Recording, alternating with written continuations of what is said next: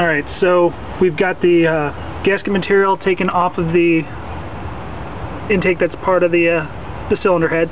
We also cleaned the gasket material off of both sides of the heater block.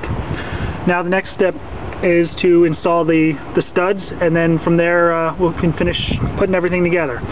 So the next step is the studs. For that, we need to take one of the new gaskets.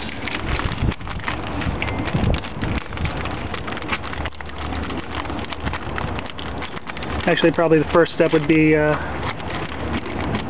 get this rag out of the intake, and trying to do this one-handed is not the best idea. So, alright, I'm going to put the camera down and make sure I don't get anything in the intake.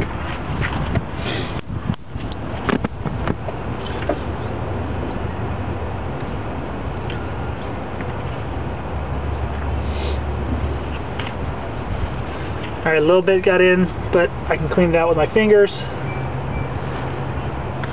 But you always want to use a rag to keep that area clear. Alright, next step is to install our new graphite gasket.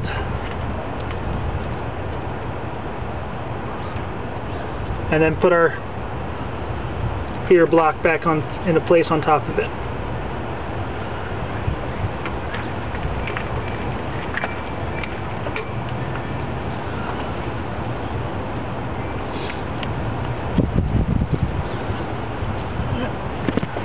Alright, so we're back into place here. For alignment purposes, I'm going to take a couple of the old screws, put them in there, make sure that they're in the right spot before we go through and put the studs on.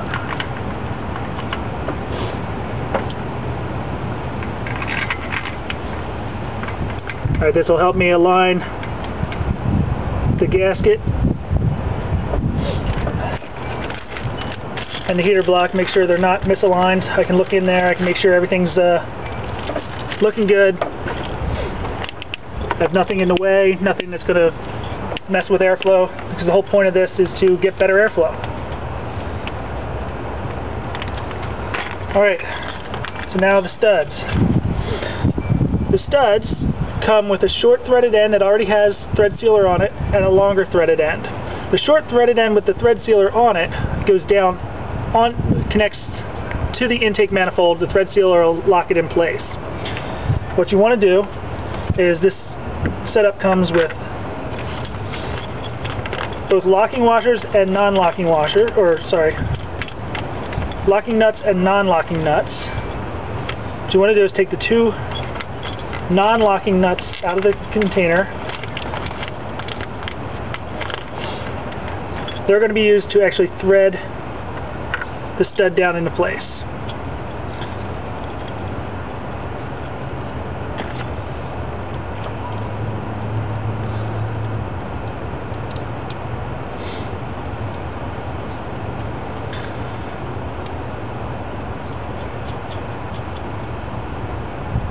So what you want to do is get them most of the way down the stud. I believe it's 13 millimeter, but let me double check. Alright, they are 13 millimeter. Let me grab my socket.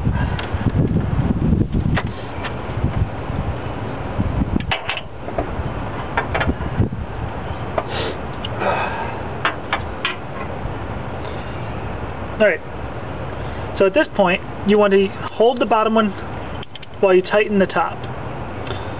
I'm going to do this by hand at first with the socket. Alright, then I'm going to actually connect the socket to my ratchet and everything else.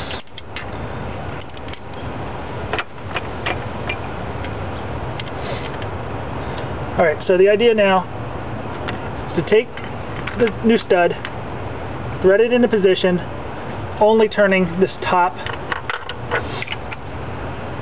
nut.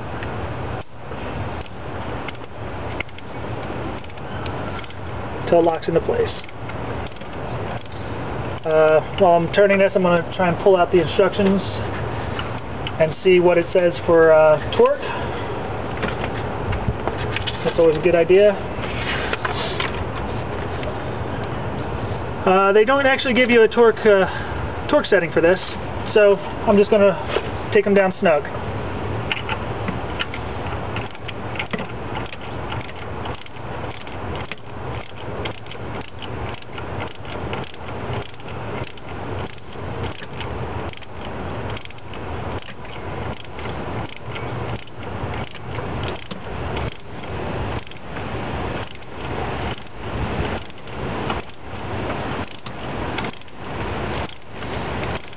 Alright, whenever it wants to snug up, that is.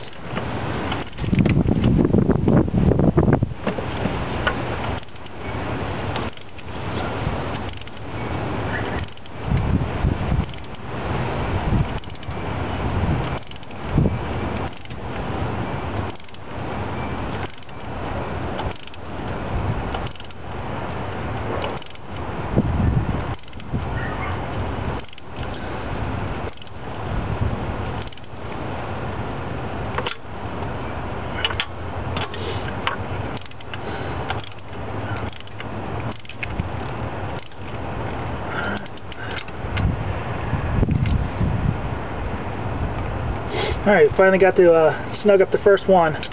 So I may not sit here and bore everybody for doing all these. But once you get to this point, it's going to look something like this, or at least the way I'm doing it, where I have 2 of the stock bolts in there just to align everything, make sure everything's aligned.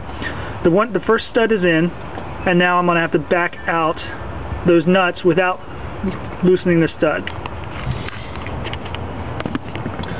To do that, you just reverse the direction of your ratchet, or if you have 2